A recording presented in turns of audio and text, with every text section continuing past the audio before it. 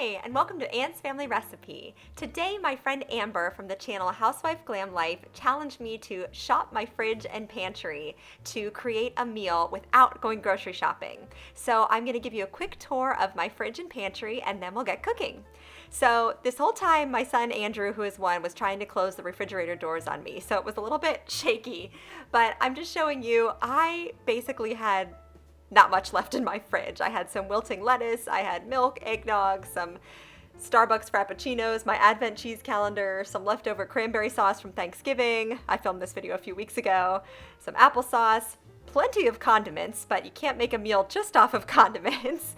But I had maple syrup and olives and salsa and ranch, mayo, Parmesan cheese, jams and jellies, all the Heinz condiments, of course, because I'm here in Pittsburgh. I basically had very little produce. I had apples, which I did end up using, some cherry tomatoes, parsley, and a very sad-looking cucumber, a very well-stocked meat and cheese drawer, ham and cheese, and some salami that I had for entertaining, and then I found some flour and corn tortillas. And that is what got my wheels turning for dinner time. And we also always have those little Danimal smoothies for the kids. They love to snack on those. So now I open my freezer, which I am very grateful and blessed to be working with Logan Family Farms on my videos here and there throughout the year, and they had just helped me to restock my freezer with tons of meat. So I had bread, ice cream, and meat. And there's some potato stuffing my sister gave me at Thanksgiving. I had a little leftover pizza, some frozen fruit. There's a little bag of pesto from Costco in there that was frozen, a handful of frozen peas, and then the rest is just sausage and brisket and steak and chicken. So I was okay in the meat department, but otherwise things were a little bit slim pickings.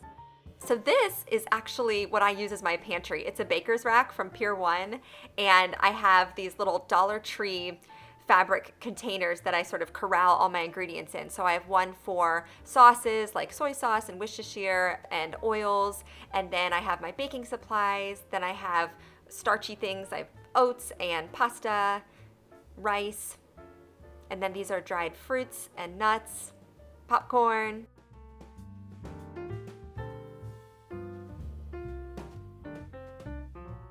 And then this one is usually filled to the brim with things for the baby and also snacks. So little apple sauces and crackers, and then we have tea and hot chocolate and coffee on the bottom.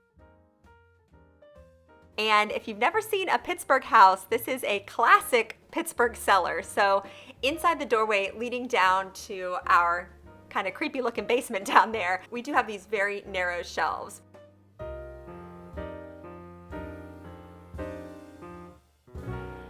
And again, you can see all of my supplies were dwindling.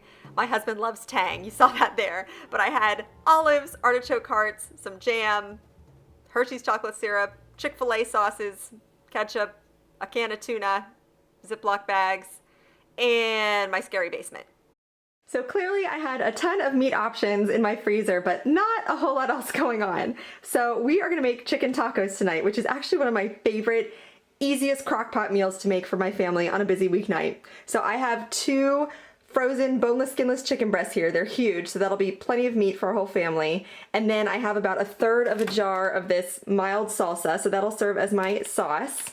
And then I had a ton of corn tortillas and a couple flour tortillas left over. And when they're assembled, we'll top them with this sharp cheddar cheese. I can heat up these refried beans and kind of spread them on the inside of the tortillas. That'll bump up the protein a little bit and add some other component besides just the meat. And then also I had some fresh tomatoes, so luckily we get one little fresh veggie in there. One thing I didn't show you about my pantry because I have them stored separately is these two little turntables here. So I have these Lazy Susans. This is like a double-decker Lazy Susan with all my spices on it, and then this one has like salt, pepper, and olive oil. And I just keep them handy here by the stove for when I'm cooking. Also, I don't have enough cupboard space for them, so there they sit.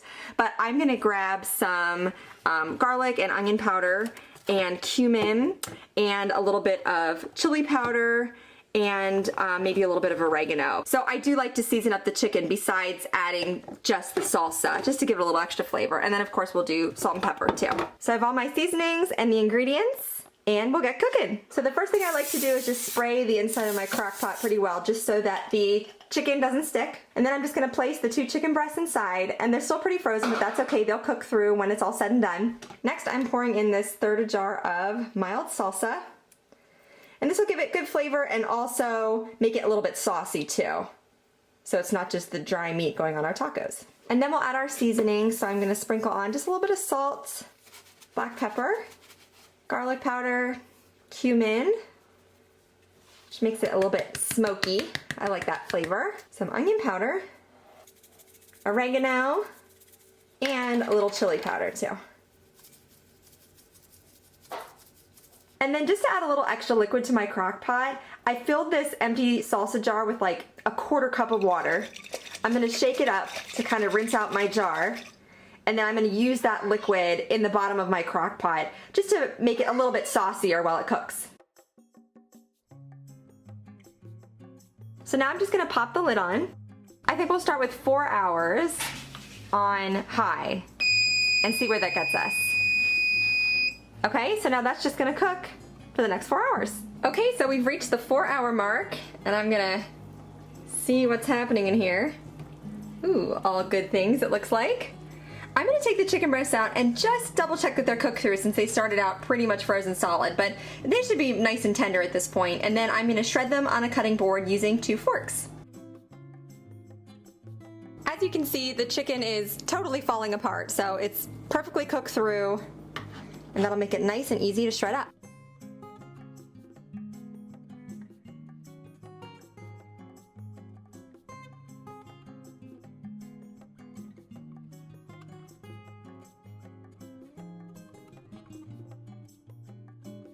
So this is all my chicken meat, and I'm just going to stir it around in the sauce, keep it nice and moist, and of course super flavorful. It's so tender and it smells amazing. My house smells awesome. Now this is just hanging out on warm. I don't know if you can see that. There we go. And because it's only like 1:30 in the afternoon right now, so I'm just gonna let this sit for a couple hours. We have a lot of activities on Wednesdays. That's the day I'm making this. So the kids eat dinner basically once they get off the bus at like 3:45, 4 o'clock, and then they can have a snack after all their activities. But so that'll be nice to have dinner ready early in the day. Now I don't have any cream cheese. I have like a couple tablespoons maybe in my drawer in my fridge, as you saw, but this would be the perfect point to add about half a brick of cream cheese if you wanted to make these nice and creamy too, which is also very, very delicious.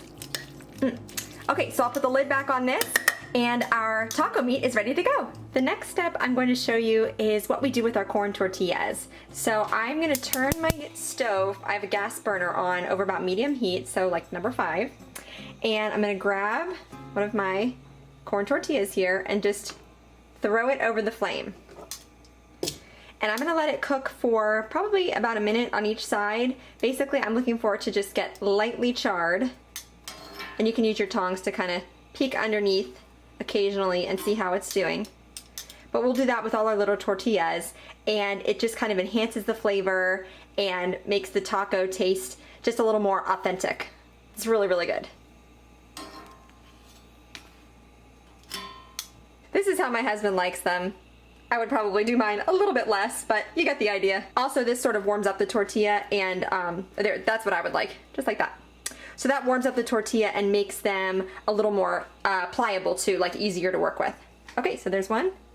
Put it on top of my sweet potatoes for right now because I didn't get out another plate, and we'll make some more.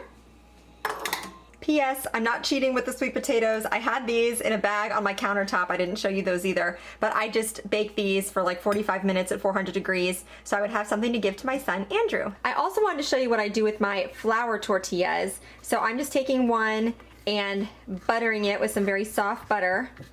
I'm gonna make a half of a quesadilla here, so that's why I'm only using one tortilla. I'm gonna put a little butter all over, and you could use just a little skillet fry pan. I have this griddle on my stove top, so that's preheating over about medium heat. And then I'm going to put some of the chicken and some cheese inside of this and kind of fry it up so it's nice and crispy and golden on both sides. Okay, so I flip my tortilla over so the buttered side is down, and I put a good amount of chicken on one side because, like I said, I'm gonna fold it in half into a little half quesadilla. And now, oops, sorry. I'm gonna sprinkle on some fancy Shredded cheddar cheese. Fancy just means that it's finely shredded. But doesn't that look delicious? Okay, so now this is getting folded in half. And I'll transfer this over to my griddle. With 2 hands. I'll be right back. My quesadilla has been cooking for a couple of minutes, and now I'm gonna grab my spatula. I like to use these nylon spatulas on my griddle so I don't scratch it. And I'm going to attempt to flip it over one-handed. Let's see, here it comes towards you. Ooh, there we go. You can see it's nice and golden brown, crispy on the outside. And now the cheese inside is gonna get all melty. And we'll just do this to the second side, nice and golden, and I get to eat it. My quesadilla is nicely golden brown on both sides, and it looks so, so yummy. I did not used to cook my quesadillas on my little griddle top here. I used to microwave them, like for most of my life, and then in just the past couple of years, I started crisping them up on the outside, and it just is 10 times better. So I totally recommend that, even if you just want to use a little electric skillet or a fry pan on the stove top, whatever you have on hand. But one other tip I wanted to share with you is to use a pizza cutter to cut your quesadilla. It makes it so easy and kind of quick and clean. Quick, clean cuts. And then you get these nice little wedges too. Ooh. Try not to knock it off the plate here. Clearly, I'm filming this by myself today. I don't have my husband Sean behind the camera getting all the artsy shots. I'm just trying to keep the food in frame here. Okay, and there's my quesadilla. Normally, I would love to dunk this in some sour cream, but unfortunately, I don't have that in my fridge right now, and I'm just shopping from what I have on hand. Another thing you can use, though, is plain Greek yogurt. That's a great alternative to sour cream, too, if you find that somewhere in your fridge. So here's dinner. We are in a bit of a rush right now. We're leaving in about 15 minutes. So I have the tortillas with the chicken on top and some apple slices on the side. We did not have time to heat up the refried beans, but if I did, I would have just spread them all over the tortilla first before adding the chicken. And my kids don't really want the tomatoes on it, so this is dinner. And my daughter is having one of the larger flour tortillas. I just warmed up in the microwave for a little bit because she's just gonna have hers kind of burrito style. And I forgot to show with my sons, we add a little bit of cheese on top too. And you can melt that along with the tortilla in the microwave. But the chicken is hot enough that it's gonna start to melt anyway once I roll this whole thing up. So that does it for my easy weeknight supper, straight out of my fridge and pantry. I didn't have to go to the grocery store for this one. And in fact, even though I was kind of scrounging things together, this is a meal that we have on a pretty regular basis. So I hope you try this for yourself at home, and ultimately, I just hope that this video inspires you to use what you have to create something new and delicious. Make sure you check my description box below so you can subscribe to Amber's channel, Housewife Glam Life, and watch her shop my pantry video. Don't forget to subscribe to my channel, follow me on Instagram at Anne's Family Recipe, and give today's video a thumbs up if you like what you saw. Thank you so much for joining me here today in my kitchen, and I'll see you again soon with another family recipe.